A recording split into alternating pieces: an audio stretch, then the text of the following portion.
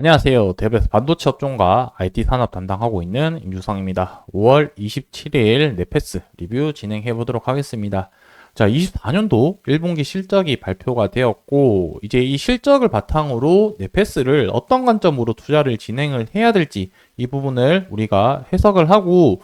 투자 포인트를 잡는 게 좀 중요한 시점이라고 생각을 하고 있습니다. 자, 그래서 오늘 영상에서는 실적과 앞으로의 전망에 대해서 한번 좀 말씀드리려고 하고요. 그래서 이 일을 통해서 반드시 알아야 할 것이라고 했는데 어떤 포인트를 알아야 될지 한번 좀 말씀드려 보려고 합니다. 그리고 두 번째로는 이제 넷패스를 투자하기 위해서 어떤 관점으로 바라보고 투자를 진행을 해야 될지 좀 말씀드릴 건데 이 부분에 대해서는 객관적인 근거를 가지고 거기에 플러스해서 저의 생각도 약간 보태서 한번 말씀드릴 테니까 이 부분은 이러한 근거들로 이 사람은 어떤 관점으로 투자로 바라보고 있는지 참조 사항으로 정도 좀 들어주시면 좋을 것 같고 마지막으로는 차트 가지고 한번 또 얘기를 해 보려고 하는데 단기적인 관점에서 이제 상승 하락에 대한 양 방향성에 대해서 모두 한번 말씀드려 보도록 하겠습니다. 자, 좋아요, 구독 한 번씩 눌러주시고 영상 시청해 주시면 감사하겠습니다. 자, 먼저 실적 관련해서 실적부터 한번 보고 넘어가 보도록 하겠습니다. 자, 실적부터 한번 좀 말씀드려 보려고 하는데 넷패스 같은 경우는 실적이 밑에 종속 회사랑 이제 같이 연결되어서 연결 재무제표로 나타나는 부분이 있다라고 좀 봐주시면 좋을 것 같고, 그래서 넷패스 투자를 하기 위해서는 이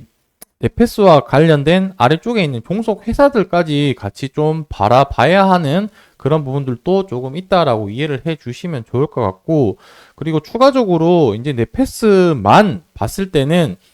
별도로 또 체크를 하시면 될 것 같습니다. 이 부분에 대해서 같이 말씀드릴 거고, 이제 넷패스 같은 경우는 제가 기업 분석할 때도 좀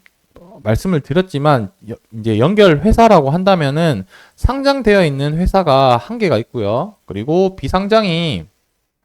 6개가 있는데 이 총 7개의 회사의 실적을 영향을 받으면서 이제 연결 재무제표가 나온다라고 보시면 될 것 같습니다. 그래서 우리가 알고 있는 상장이 하나 되어 있는 회사라고 한다면은 넷패스 아크가 있는데 올 초 때 뉴로모픽 테마로 해가지고 주가가 한번 반등을 하고 좀 가격 조정을 나오고 있는 상태이긴 한데 요렇게 지금 실적이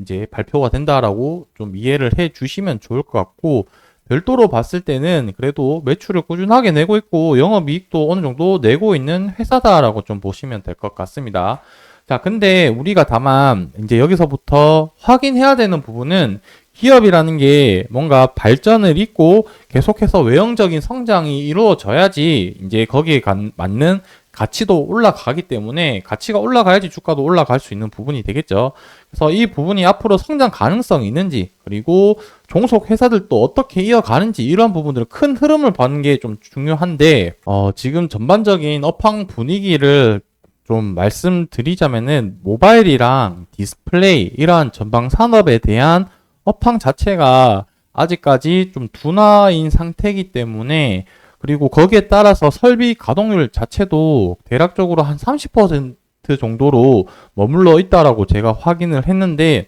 이러한 부분들을 봤을 때 감가상각비 그리고 여러 가지 부대 비용들에 대한 비용들이 크게 많이 발생이 되면서 실적이 연결로 이제 보았을 때 좀 부진하다라고 좀 보시면 될 것 같습니다. 그러다 보니까 현재로서는 전방 산업이 좀 많이 좋지 못하다 보니 올해까지는 뭔가 드라마틱하게 개선될 가능성은 현재로서는 조금 낮지 않을까라고 좀 전망을 하고 있는 상태인데, 이 부분은 제가 계속해서 한번 좀 모니터링을 하고 개선될 수 있는지, 그리고 업황이 좋아지고 있는지 한번 체크를 하면서 계속해서 영상에서 말씀드려 보도록 하겠습니다. 그래서 제 생각은 아무래도 24년도는 계속해서 전반적인 실적이 유지 추세가 되지 않을까라고 생각을 하는데, 뭐 그러한 부분들이 반영이 되어서 지금 차트 주가도 이제 가격 조정을 마치고 나서 계속해서 기간 조정을 거치고 있는 과정이지 않을까라고 생각을 합니다. 자, 다만 이제 제가 지난 영상에서도 말씀드렸지만 넷패스 같은 경우가 실적을 가격도 중요하지만 제가 한 가지 테마를 좀 얘기를 했었었죠. 그래서 앞서 말씀드렸듯이 이 모바일 부분이 전방 산업이기 때문에 특히 네페스 아크, 종속 회사로 있는 네페스 아크 같은 경우는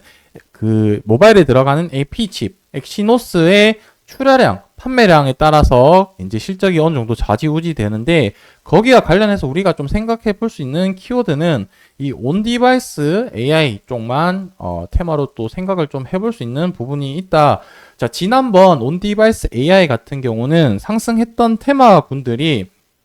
이제 LPDDR을 설계하는 제주 반도체라든지 혹은